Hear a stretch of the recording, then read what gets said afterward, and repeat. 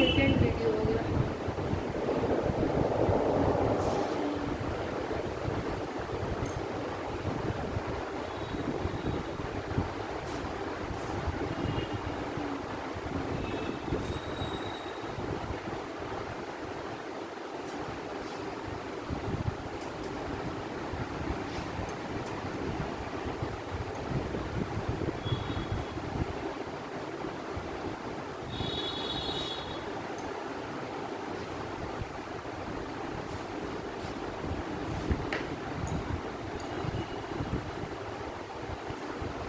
Next periodic table है Mendeleev periodic table, जो कि बहुत पॉपुलर हुई। है ये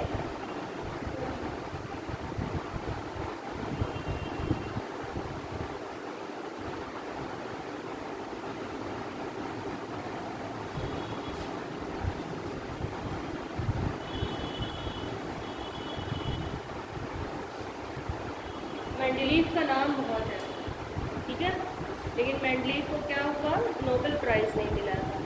इन्होंने जो एलिमेंट्स थे, इनके टाइम तक कितने एलिमेंट्स की खोज हो चुकी थी, 63 एलिमेंट्स की खोज हो चुकी थी।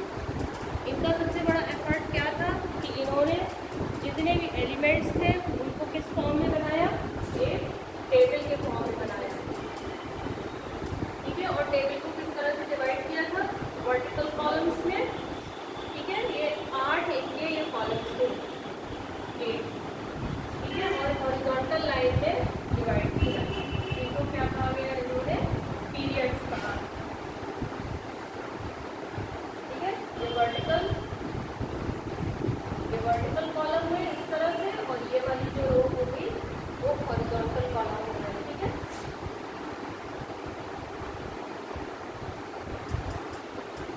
इनको वेटेज क्यों मिला, क्योंकि इन्होंने जो 63 एलिमेंट्स थे उस समय खोज हो चुकी थी, उनका तो उन्होंने टेबुलर फॉर्म में किया, टेबल में उनको जगह तो दी ही, लेकिन इसके साथ ही उन्होंने बहुत से ऐसे एलिमेंट थे जिनकी खोज नहीं हुई थी, उनको भी उन्होंने एक स्पेस दी, और ये एज्यूम करके बता दिया कि आगे समय में इन एलिमेंट्स की खोज हो सकती है, और प्लस उनका नाम भी उन्होंने दिया, ठीक है। तो सबसे ज़्यादा जो अचीवमेंट इस टेबल को, इनको जो नाम मिला मेंडलीव की टेबल इतनी पॉपुलर सिर्फ इसी वजह से हुई थी, क्योंकि उन्होंने बहुत सी ऐसी चीज़ें थी जो उस समय तक इन्वेंट भी नहीं हुई थी, मालूम भी नहीं थी, और उन्होंने सिर्फ अपने एजम्पशन से एज्यूम करके बताया था कि आने वाले समय में ये ऐसे इस तरह के एलिमेंट्स की खोज हो सकती है, ठीक है। तो इनकी थोड़ी सी देखते हैं कि टेबल क्या थी।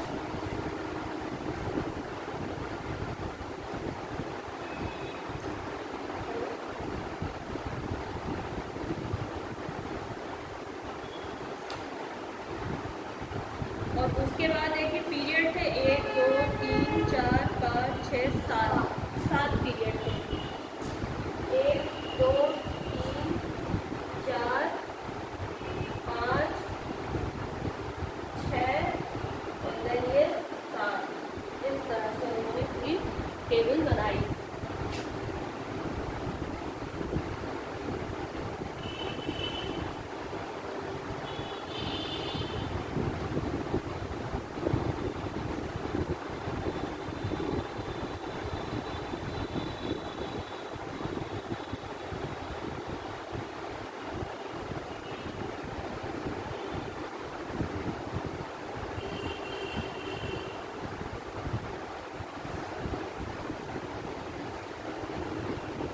कितने इसमें कॉलम हो गए, 0 से लेके 8 तक के, और फिर यहाँ पे 1 से लेकर के 7 तक।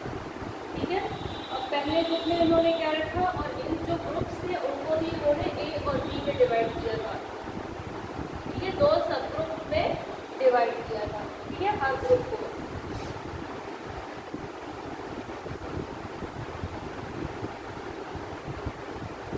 लेकिन 8 ग्रुप में इन्होंने 3 एलिमेंट्स रखे हैं इस तरह से। अब जैसे यहाँ पे था फर्स्ट कॉलम था, यहाँ पे इन्होंने हीलियम रखा, फिर देन बी में इन्होंने नियॉन रखा। ठीक है, हीलियम है, नियॉन है, फिर यहाँ पे आर्गन रखा, क्रिप्टन रखा, जेनॉन रखा, और फिर उन्होंने फर्स्ट ग्रुप में किसको रखा, तो ये 0 था, मतलब दिया है 0 ग्रुप है, ये हीलियम, नियॉन, आर्गन, है ना। तो सबसे बड़ी बात क्या थी कि इन्होंने जो 0 ग्रुप था, जो नोबल गैसेस थी, उनको किस में रखा, 0 ग्रुप में रखा। ठीक है, नोबल गैसेस क्या होती है, नोबल गैसेस आदर्श गैस कौन सी होती है,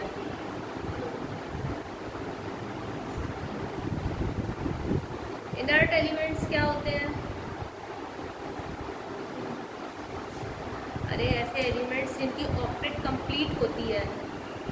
जैसे हीलियम में क्या होता है, 2 इलेक्ट्रॉन होते हैं कि नहीं, है ना। तो मैक्सिमम उसमें 2 ही इलेक्ट्रॉन हो सकते हैं, इनकी ऑक्टेट कंप्लीट है। ऑक्टेट कंप्लीट क्या होती है, 2, 8, 8, 18, ये मैजिक नंबर है कि नहीं है, 18, 32, 32, इस तरह से ये नंबर होते हैं, तो मैजिक नंबर्स बोलते हैं कि नहीं।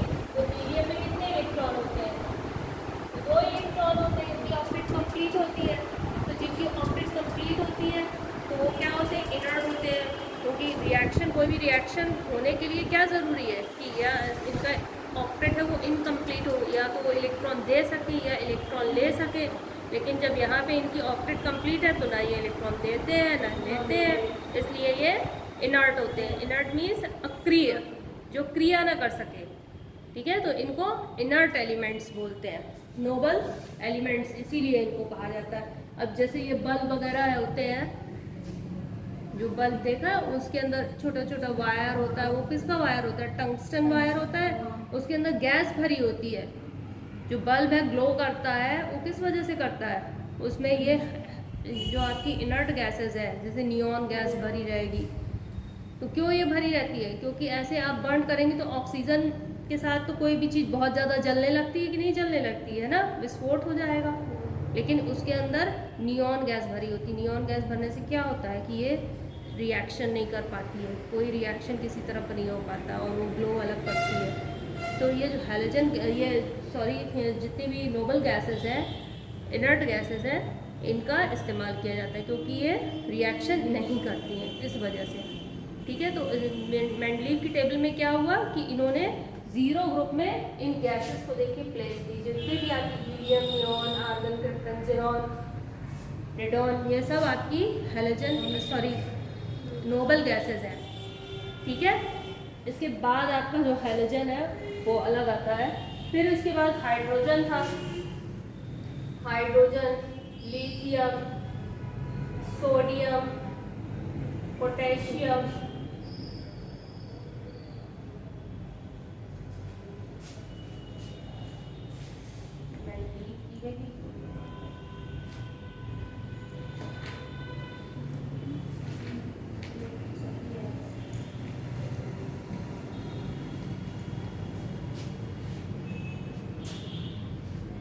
अब देखिए यहाँ पे लिथियम के बाद क्या आया, पोटेशियम, पोटेशियम के बाद ये कॉपर आ गया।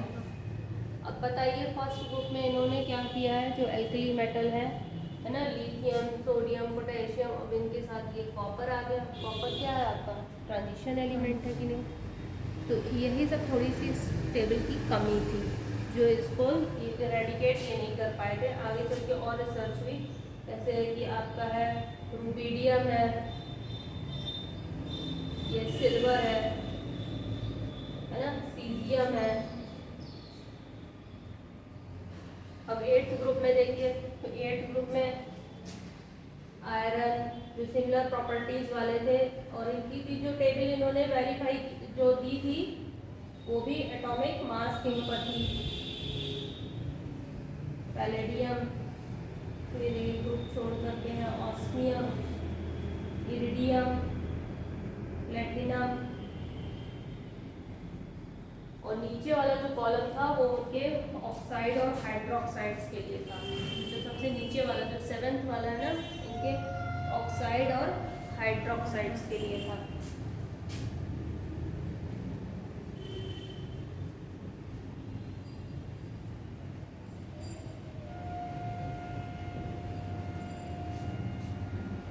ठीक है, अब इनकी जो टेबल थी वो भी किस बेसिस पे थी? एटॉमिक मास के बेसिस पे थी। और इन्होंने फर्स्ट टाइम पहली बार इन्होंने क्या बताया था कि जो एलिमेंट्स होते हैं उनकी जो प्रॉपर्टी होती है सर्टेन इंटरवल के बाद रिपीट होती है। इसी को इन्होंने क्या कहा था? पीरियोडिसिटी कहा था। ठीक है, तो इसकी डेफिनेशन लिख लीजिए। The physical and chemical properties Mendeleev periodic table की क्या इन्होंने दिया था, स्टेटमेंट दिया था कि the physical and chemical properties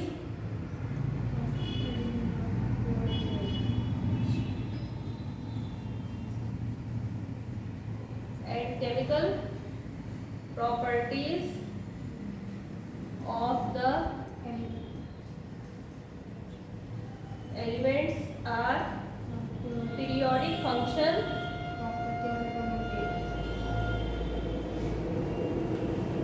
periodic function of their atomic weight। ये पॉइंट बहुत ध्यान रखिएगा कि इनकी भी जो टेबल थी वो किस पर आधारित थी? एटॉमिक वेट के ऊपर आधारित थी। इन्होंने जो एलिमेंट्स का अरेंजमेंट किया वो किस बेसिस पे किया? इन्होंने एटॉमिक वेट के आधार पर किया था। ठीक है, कितने एलिमेंट्स की इन्होंने अरेंज किया था? नोट कर लीजिए, 63 एलिमेंट्स को इन्होंने अपनी टेबल में कितने एलिमेंट्स को जगह दी? 63 एलिमेंट को, 63 एलिमेंट्स को जगह दी।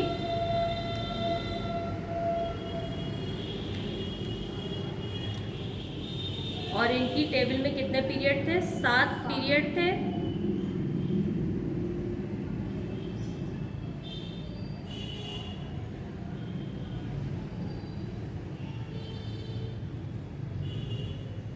और जो हॉरिजॉन्टल थे उनको पीरियड कहा, और जो वर्टिकल लाइंस थी उनको क्या कहा? ग्रुप कहा इन्होंने। और जो ग्रुप थे उनको उन्होंने फर्दर सब ग्रुप में डिवाइड किया था, ए और बी ग्रुप में डिवाइड किया था। ठीक है,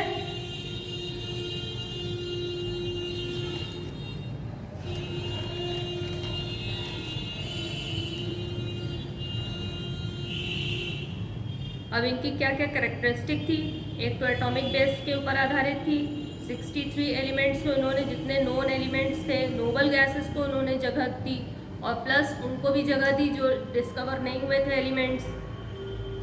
ठीक है, और इनका फर्स्ट ये अप्रोच था कि इन्होंने सिस्टमैटिक मैनर में, एक सिस्टमैटिक मेथड से इन्होंने टेबल अरेंज करने का प्रयास किया, और टेबल को हॉरिजॉन्टल लाइन और वर्टिकल लाइंस में इन्होंने डिवाइड किया था। और फर्दर इन्होंने फर्स्ट से लेके 8th ग्रुप तक के जो उनको ए और बी सब ग्रुप में डिवाइड किया था। जो सब ग्रुप था, ए जो ग्रुप था वो नॉर्मल एलिमेंट्स था। नोट कर लीजिए, जो ए ग्रुप था वो क्या था? वो नॉर्मल एलिमेंट्स। जो ए था वो नॉर्मल एलिमेंट्स था, और जो बी था वो क्या था? Transition elements. हर ग्रुप को उन्होंने 1 से लेके 8 ग्रुप तक उन्होंने ए और बी सब ग्रुप में उसको डिवाइड किया था। 7th ग्रुप तक डिवाइड किया था, 8th को उन्होंने नहीं किया था। 0 और 8th को ए और बी में नहीं डिवाइड किया है। ठीक है, कहाँ से कहाँ तक डिवाइड किया है? सिर्फ फर्स्ट से लेकर के इन्होंने 7th ग्रुप तक को ए और बी इसमें डिवाइड किया है। ठीक है, ये छोटी छोटी बातें हैं, इनको ध्यान रखिएगा। Eighth group consist of 9 elements in 3 रोज। ठीक है, एट्थ ग्रुप में इनके कितने एलिमेंट्स थे? 9 एलिमेंट्स थे। ठीक है, 9 जो एलिमेंट्स थे उनको भी याद कर लीजिए। आयरन, कोबाल्ट, निकल, मैंने देखिए लिख भी दिया है। आयरन, कोबाल्ट, निकल, एट्थ ग्रुप में टोटल कितने एलिमेंट्स हैं? 9। 3 है ना, 3 एलिमेंट्स हैं, 3 पीरियड्स में है कि नहीं है? तो आयरन, कोबाल्ट, निकल, रुथेनियम, रोडियम और क्या है? पैलेडियम है, फिर ऑस्मियम, इरिडियम, प्लैटिनम है। तो इन सारे 3 एलिमेंट्स को उन्होंने 3 पीरियड में डिवाइड किया। ठीक है,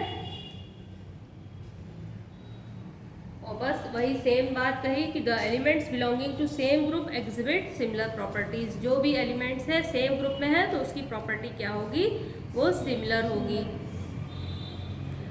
और ये भी बताया कि जो आपके स्टार्टिंग मटेरियल्स हैं, यदि लेफ्ट से आप राइट की तरफ जा रहे हैं, पीरियोडिक टेबल में लेफ्ट क्या है आपका? ये है, राइट उधर है, तो हमेशा लेफ्ट से आप राइट की तरफ मूव करते हैं। तो एलिमेंट्स की शुरुआत किससे होती है? मेटल से होती है। ठीक है, और फिर जैसे जैसे आप आगे बढ़ते जाते हैं आपके नॉन मेटल्स आ जाते हैं। ठीक है, ये तो इन जो इनकी पीरियोडिक टेबल थी उसकी ये खासियत थी। ठीक है, अब क्या बोल, ये मेरिट्स थी। अब देन उनकी डीमेरिट्स भी। मेरिट्स में एक दो चीज़ें और पढ़ लेते हैं, जैसे कि क्वेश्चन आता है कि उन्होंने कौन कौन से जो एलिमेंट्स थे उनको नाम दिया था। ठीक है, उससे क्वेश्चन ज़रूर आता है। जो गैप उन्होंने दिया था उनका जरूर आप पढ़ लीजिए कि गैप्स फॉर अनडिस्कवर्ड एलिमेंट्स, जिन जो एलिमेंट्स की खोज नहीं हुई थी उन एलिमेंट्स को उन्होंने नाम दिया था। जैसे कि नोट करिए, एल्युमिनियम के बाद क्या आता है? एल्युमिनियम के बाद जो आता है एलिमेंट, उसके उन्होंने जगह दी थी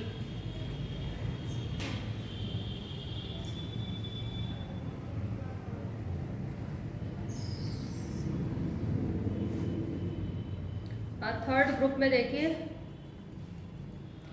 एल्युमिनियम है, थर्ड ग्रुप है, कौन सा है? थर्ड ग्रुप में एल्युमिनियम की जगह इन्होंने यहाँ दी है। ठीक है, इसके बाद इन्होंने जो जगह थी वो छोड़ दी।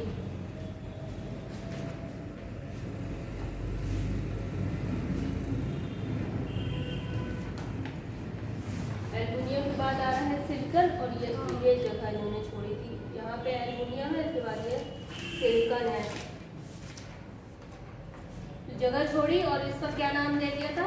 एका एल्युमिनियम। ठीक है, एका जो वर्ड आया है संस्कृत वर्ड से आया है, तो उन्हें नाम तो मालूम नहीं था कि कौन सा इन्वेंट होगा, तो उन्होंने सिर्फ जगह छोड़ी थी एल्युमिनियम के बाद, और उसको जो एलिमेंट का नाम दिया एका एल्युमिनियम दिया। कभी कभी इसमें क्वेश्चन आता है एका एल्युमिनियम को क्या कहा गया, बाद में क्या कहा गया, कुछ पता है?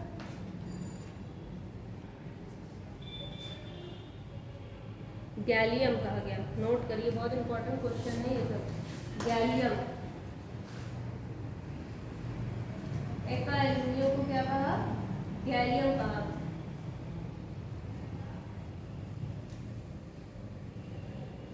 इसी तरह से सिलिकॉन था, सिलिकॉन के नीचे भी उन्होंने स्पेस छोड़ दी थी, उसको एका सिलिकॉन कहा। बाद में जो इन्वेंट हुआ उसका नाम क्या पड़ा? जर्मेनियम।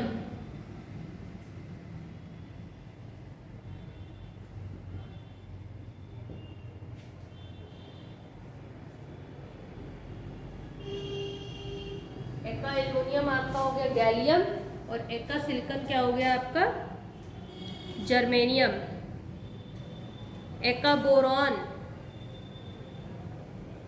एका बोरॉन, बोरॉन के नीचे उन्होंने जगह दी जो कि आपका आया यहाँ बोरॉन था आपका, बोरॉन के नीचे जो जगह दी वो एका बोरॉन।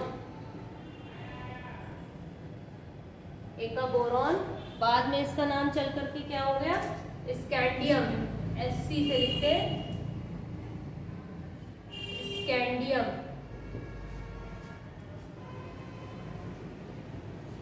फिर देन एक का मैग्नीज,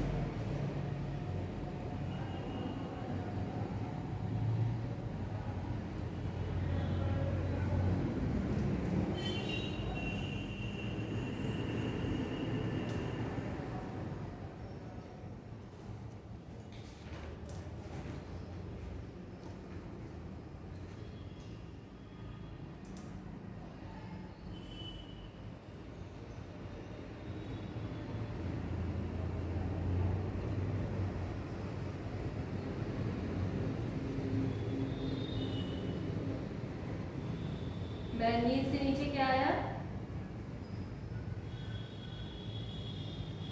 टेक्नीशियम। एक का मैग्नीज का लिख लीजिए TC,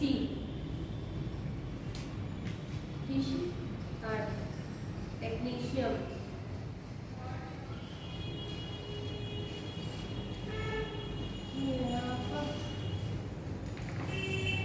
technetium TECHNETIUM, technetium. Manganese के नीचे आया।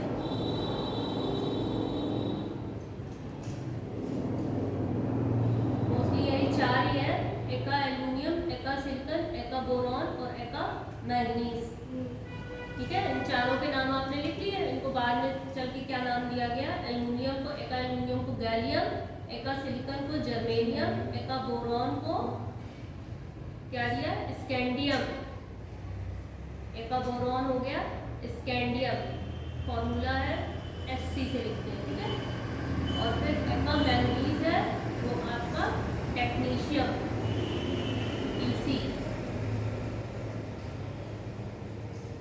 और दूसरा इनकी जो मेरिट थी, जो अनकरेक्टेड एटॉमिक मास थे, जिनका एटॉमिक मास सही से नहीं निकला हुआ था, उन एटॉमिक मास को इन्होंने करेक्ट किया।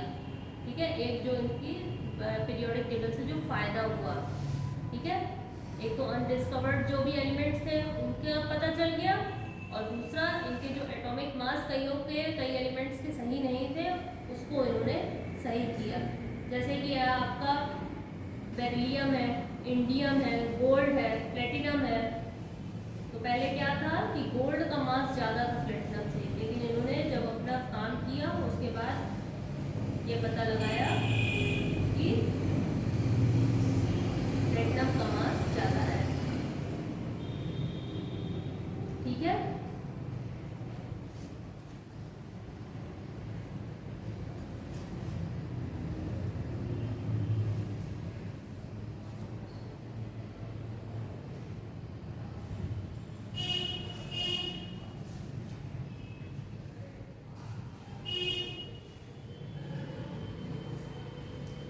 लिथियम और बोरॉन के बीच में किसको स्पेस मिली, बेरिलियम को स्पेस मिली, क्योंकि बेरिलियम क्या था, डाइवेलेंट था। Beryllium is divalent and atomic weight is 9।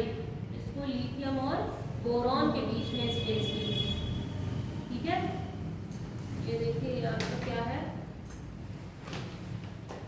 Lithium है और ये बोरॉन है, इसके बीच में किसको स्पेस मिली, बेरिलियम है, बेरिलियम को मिली स्पेस, क्योंकि पहले था ये ट्राइवेलेंट था और इसकी जो एटॉमिक मास था वो अलग था, 13.5 था, लेकिन बाद में इन्होंने मेंडलीव ने उसको करेक्ट किया और इसका जो एटॉमिक मास 9 निकल कर के आया। जब 9 निकल आया एटॉमिक मास तो इसको सही प्लेस मिल गई। तो बहुत से ऐसे एलिमेंट थे जिनकी प्लेस सही नहीं थी, उनको इन्होंने सही किया। और डीमेरिट्स क्या है, डीमेरिट्स आइए देखें, तो क्या कमियां थी इस टेबल की।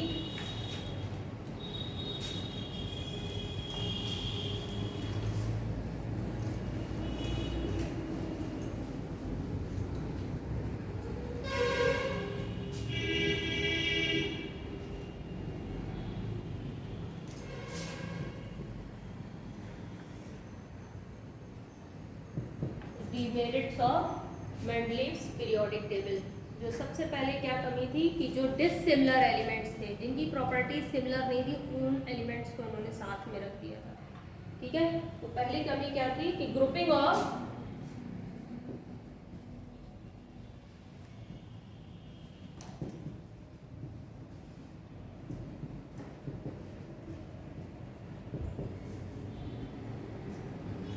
जो डिसिमिलर एलिमेंट्स थे, जो समान एलिमेंट्स ने, उनको उन्होंने एक साथ रख दिया।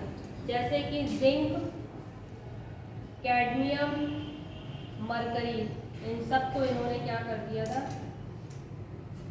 सेकेंड बी ग्रुप में रखा।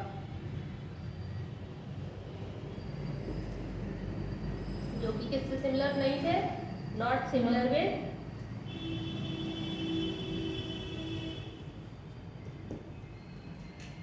कैल्शियम, स्ट्रोंशियम, बेरियम से। इसी तरह से कॉपर है, सिल्वर है, गोल्ड है, इन सबको इन्होंने एक ग्रुप में रख दिया। किस ग्रुप में इन्होंने साथ में रख दिया, फर्स्ट ग्रुप में। फर्स्ट ग्रुप में इसको रखा। देखो मैंने कहा था ना, ये फर्स्ट ग्रुप में इन्होंने रख दिया। पोटेशियम जो एल्कली मेटल्स थे उनके साथ रख दिया ना, तो कॉपर, सिल्वर, गोल्ड, इन सबको क्या रख दिया, फर्स्ट ग्रुप में, नॉट सिमिलर विद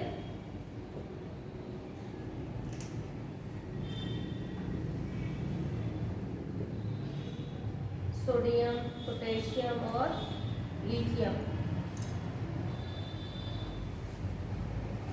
और दूसरा क्या किया था, मैंगनीज को इन्होंने किया था। मैंगनीज को क्या कर दिया, ग्रुप टुगेदर विद हैलोजन्स।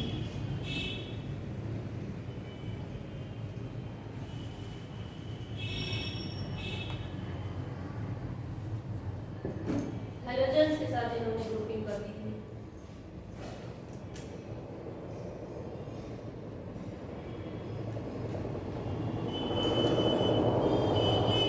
जैसे ये आपका सेवेंथ ग्रुप में इन्होंने क्या रखा था, क्लोरीन है, क्लोरीन है, ये देखिए यहाँ पे क्या आ गया, मैंगनीज आ गया, ये ब्रोमीन है, आयोडीन है। ठीक है, अब ये पूरा जो सेवेंथ ग्रुप था, ये हैलोजेंस का बना हुआ था, है ना, और इसमें ये क्या आ गया, डिसिमिलर एलिमेंट, ये मैंगनीज आ गया कि नहीं आ गया, अननेसेसरी ये आ गया, तो जबकि इनकी प्रॉपर्टीज मैच भी नहीं कर रही थी, इस तरह से आ गया। ठीक है, कॉपर, सिल्वर और ये आया है गोल्ड आया है। ये देखिए कॉपर, सिल्वर, गोल्ड। ठीक है, इनको किसके साथ कर दिया इन्होंने, एल्कली मेटल्स है ना, क्योंकि ए और बी ग्रुप बना दिया ना, सब ग्रुप में डिवाइड कर दिया, इसलिए ये गड़बड़ हो गया इनका।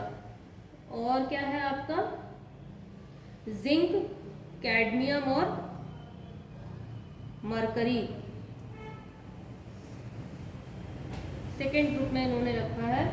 Zinc, cadmium, and then mercury, mercury Hg से लिखते हैं। और किसके साथ रख दिया इन्होंने, जो आपके एल्कलाइन अर्थ मेटल थे, बेरिलियम है, beryllium, magnesium, calcium, strontium, barium. ठीक है, समझ में आ रहा है जो बात हमने कही है ना। अब ये पूरा ग्रुप क्या था इनका, ये अल्कलाइन अर्थ मेटल का था, तो ये तो सब ठीक है, लेकिन ये अननेसेसरी इसके साथ रख दिया था, है ना। ऐसे ही इनके साथ ये कॉपर, सिल्वर, गोल्ड, तो यही सब था कि जो डिसिमिलर एलिमेंट्स थे उन्होंने उनको एक ग्रुप में रख दिया, तो ये गड़बड़ कर दिया इन्होंने। ठीक है, इसके अलावा और देखिए कि जो सिमिलर एलिमेंट्स थे उनको उन्होंने अलग अलग कर दिया। ठीक है, कौन कौन से सिमिलर एलिमेंट्स थे, जैसे कि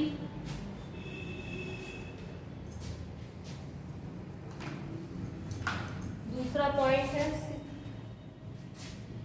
सेपरेट्स सिमिलर एलिमेंट्स। जो सिमिलर एलिमेंट्स थे उनको उन्होंने सेपरेट कर दिया, अलग अलग कर दिया। कौन कौन से थे देखिए, जैसे कि आपका गोल्ड है और प्लेटिनम है, जिनकी प्रॉपर्टी सेम है और इनको अलग अलग कर दिया। फिर copper, mercury, silver, tellurium, barium, lead,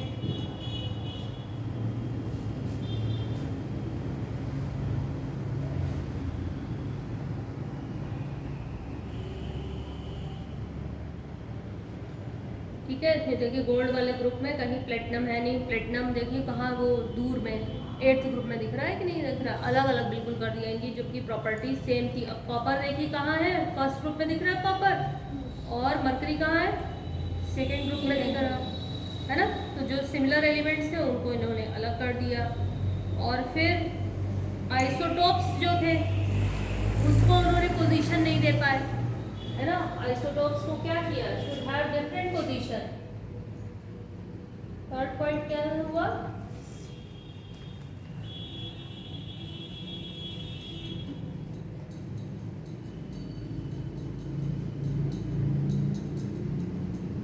ये डिफरेंट पोजीशन टू आइसोटोप्स। अब क्यों डिफरेंट पोजीशन दिया, अब आइसोटोप्स क्या होते हैं, इनका atomic weight, atomic number same होता है और एटॉमिक वेट डिफरेंट होता है ना। तो अब जब डिफरेंट हो गया एटॉमिक मास उनका, तो अलग अलग इनको पोजीशन भी इन्होंने दे दी, ठीक है। तो isotopes should have different positions, उन्होंने अलग अलग पोजीशन दी। अब जैसे कि हाइड्रोजन है, उसका क्या क्या आइसोटोप्स होता है, हाइड्रोजन का आइसोटोप्स बताओ। हाँ, प्रोटियम, ड्यूटीरियम, टाइट्रियम नहीं होता, प्रोटियम, ड्यूटीरियम, टाइट्रियम।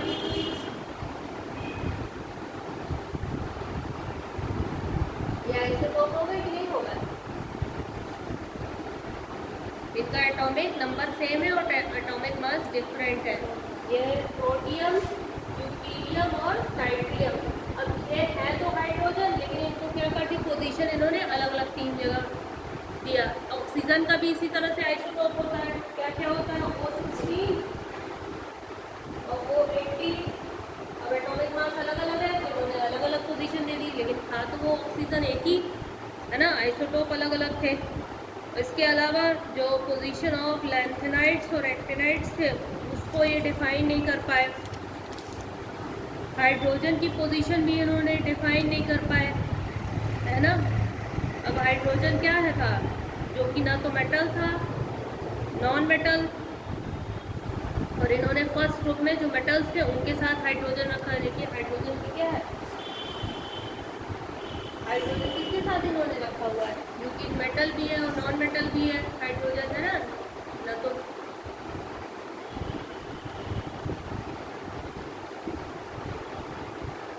जो कि नॉन मेटल होता है, हाइड्रोजन क्या होता है, नॉन मेटल होता है, और इसको किसके साथ रख दिया, जो मेटल वाले ग्रुप हैं उनके साथ रख दिया, ठीक है। इसके अलावा जो एनोमलस पेयर थे,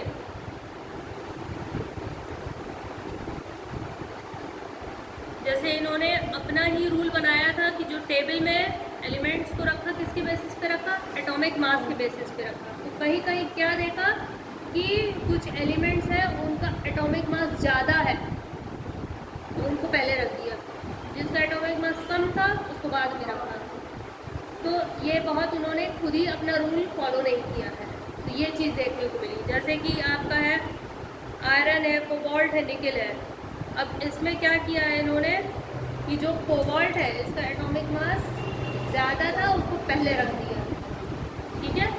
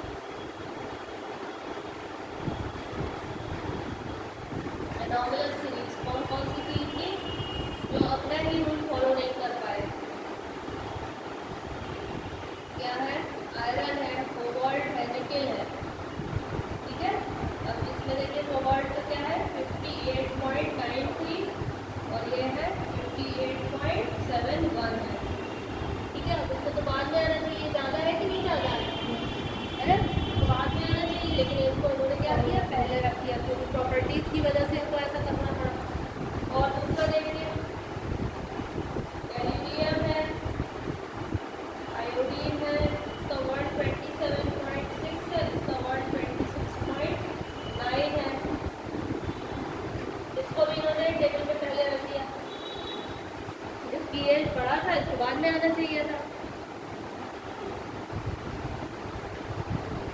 तो यही सब इनकी जो टेबल थी उसकी कमी थी। लेकिन इनको सम्मान देने के लिए क्या किया गया, इनके नाम का एक एलिमेंट दिया गया, ठीक है, और उसका नाम क्या रखा, मेंडेलिवियम, ठीक है, जिसका कि क्या होता है, एटॉमिक मास, एटॉमिक नंबर होता है 104, ठीक है। इसको Mg से रिप्रेजेंट करते हैं और इसका नाम होता है मेंडेलिवियम, ठीक है। नोबेल प्राइज तो इनको नहीं मिल पाया, मेंडेलीव को काम इन्होंने बहुत अच्छा किया, लेकिन नोबेल प्राइज नहीं मिल पाया। नोबेल प्राइज किसको मिला था, स्कॉट को मिला था, क्योंकि उन्होंने 5 नोबेल गैसेस की डिस्कवरी की थी, इसलिए स्कॉट को मिला और इनको नहीं मिल पाया था। इसके बाद नेक्स्ट आया मॉडर्न पीरियोडिक लॉ।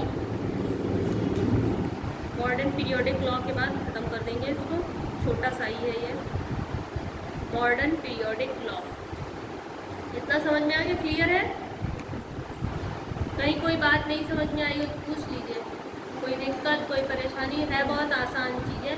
बस इसमें क्या है, आपको लर्न करना पड़ेगा, आपको माइंड में पीरियोडिक टेबल जो मेंडलीव की है वो भी पूरी लर्न करनी पड़ेगी, माइंड में रखना पड़ेगा, है ना। नहीं तो बिना आप माइंड में रखे उसके यदि क्वेश्चन आ गए मेंडलीव के तो आप नहीं कर पाएंगे, ठीक है। और जो मॉडर्न पीरियोडिक टेबल है वो तो लर्न करनी पड़ेगी, लेकिन साथ में मेंडलीव के भी कुछ आपको पॉइंट्स हैं वो देखने पड़ेंगे। खास तौर से वो वाले पॉइंट देखा करिए जिसमें कुछ ना कुछ एनॉमलीज है, जैसे कि जो अनडिस्कवर्ड वाले जो मैंने बताया 4 लिखवाए हैं वो देख लीजिए, जहाँ एटॉमिक मास इनका ज़्यादा है ना, और इन्होंने पहले रख दिया, वो वाले पॉइंट है। ये पॉइंट्स जगह से छांट के आपको ध्यान देने पड़ेंगे, ठीक है।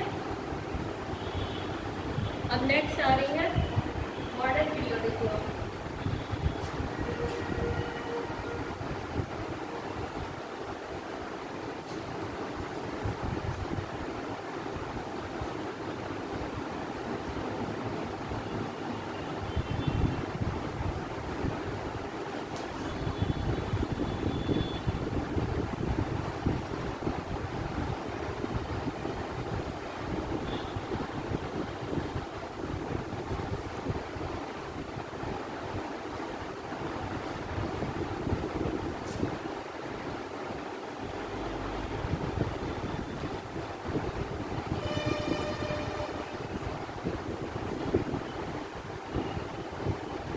मॉडर्न पीरियोडिक लॉ, ठीक है, ये बहुत इम्पोर्टेंट लॉ है और इसको किसने दिया था, 1913 में, 1913 में हेनरी मोज़ले।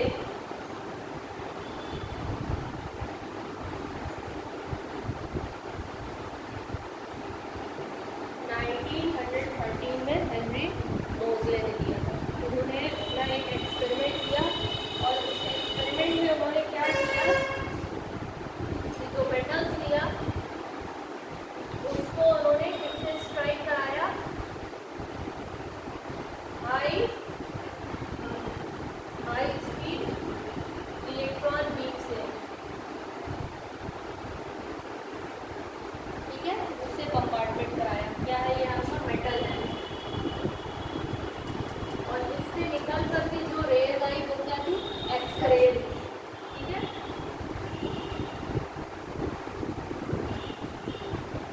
एक्सरेज थी और हर एक्सरेज की इन्होंने फ्रीक्वेंसी और वेवलेंथ को मेजर किया,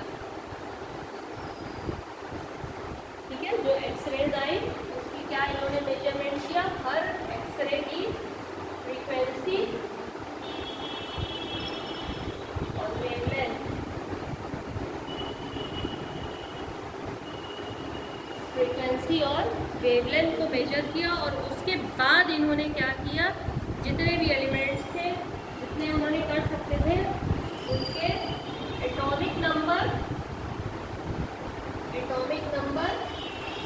और उसके जो फ्रीक्वेंसी है उसके बीच में ग्राफ प्लॉट किया। ये क्या है, फ्रीक्वेंसी ऑफ एक्सरे और ये एटॉमिक नंबर ऑफ एलिमेंट्स,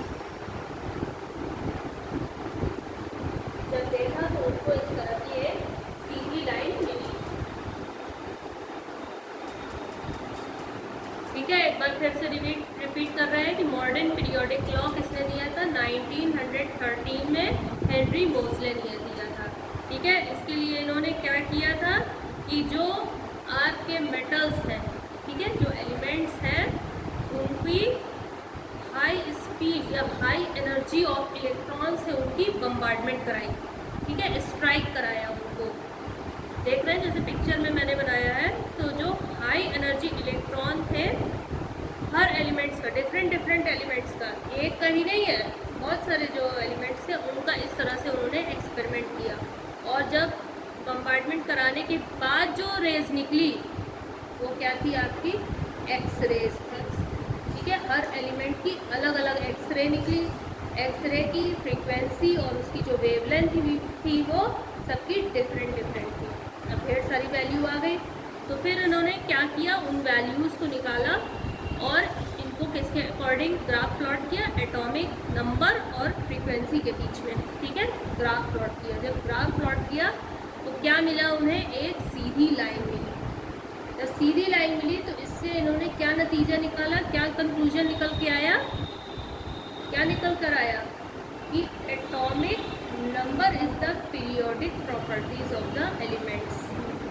ठीक है, physical and the chemical properties are depend on their atomic numbers. कहानी यहाँ पे आके चेंज हो गई कि नहीं हो गई। जो अभी तक हम किसको लेकर चल रहे थे, एटॉमिक मास को लेकर चल रहे थे, यहाँ पर आके क्या हो गई, ये हेनरी मोज़ले के एक्सपेरिमेंट ने ट्विस्ट ले आए कहानी में। और इन्होंने क्या कहा कि जो आपके एलिमेंट्स हैं उनकी फिजिकल और केमिकल प्रॉपर्टीज़ किसके ऊपर डिपेंड करती है, उसके एटॉमिक नंबर के ऊपर डिपेंड करती है।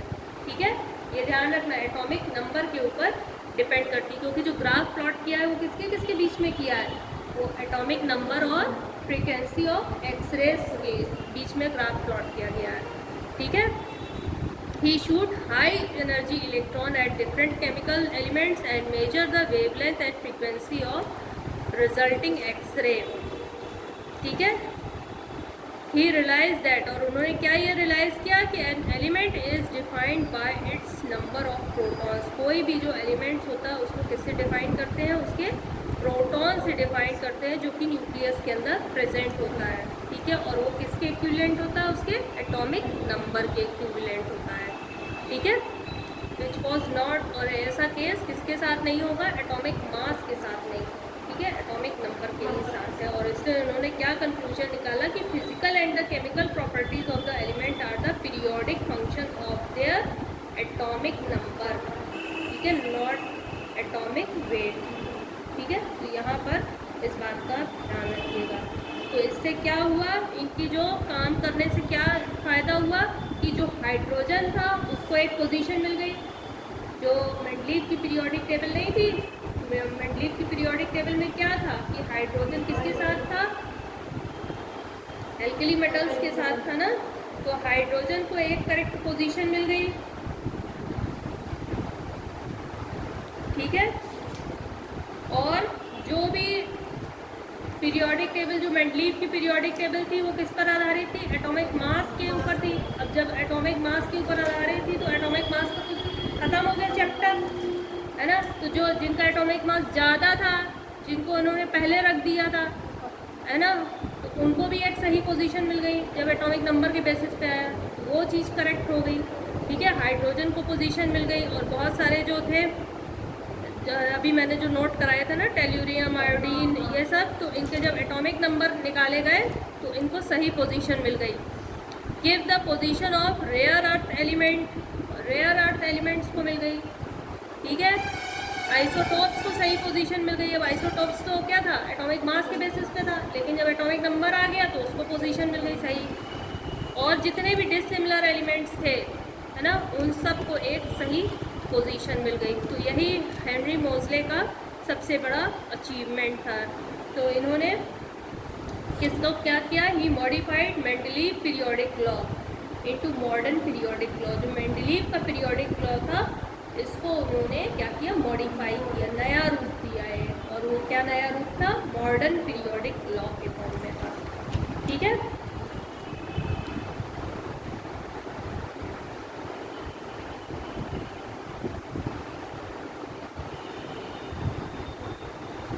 और इनके टाइम तक करीब 94 नेचुरली अकरिंग एलिमेंट्स थे, जो कि मेंडलीव के टाइम में 63 था। तो यहाँ तक आते आते 94 एलिमेंट्स की खोज हो चुकी थी, 94 हो चुके थे। तो उनको भी सबको सही पोजीशन मिल गई। और इन्होंने क्या कहा था, यही उनकी जो डेफिनीशन थी, जो मेंडलीव की डेफिनीशन थी, वो चेंज हो गई, नई डेफिनीशन आ गई। क्या आ गई? The elements are arrange in their increasing atomic number. जब एलिमेंट्स को उनके इंक्रीजिंग यानी बढ़ते हुए क्रम में एटॉमिक नंबर के फॉर्म में यदि उनको आप अरेंज करते हैं तो क्या होता है, जो सिमिलर प्रॉपर्टीज़ होती है वो सर्टेन इंटरवल के बाद रिपीट होती है। ठीक है, अभी तक जो एटॉमिक मास के ऊपर हम कह रहे थे, अब वही बात हम डिफरेंट तरीके से कह रहे हैं, एटॉमिक नंबर को कह रहे हैं कि जब हम उनके चढ़ते हुए एटॉमिक नंबर के चढ़ते हुए क्रम में एलिमेंट्स को टेबल के अंदर रखते हैं तो एक सर्टेन इंटरवल के बाद जो पीरियोडिक प्रॉपर्टी है वो रिपीट होती है। ठीक है, बस आज के लिए इतना ही। ठीक है, कल अब इसके आगे हम लोग पढ़ेंगे, क्या पढ़ेंगे, जो मॉडर्न पीरियोडिक टेबल है उसके बारे में पढ़ेंगे और उसकी फिजिकल प्रॉपर्टीज़, केमिकल प्रॉपर्टीज़ जो एलिमेंट्स होते हैं उनके बारे में पढ़ेंगे। ठीक है, that's all about. Thank you.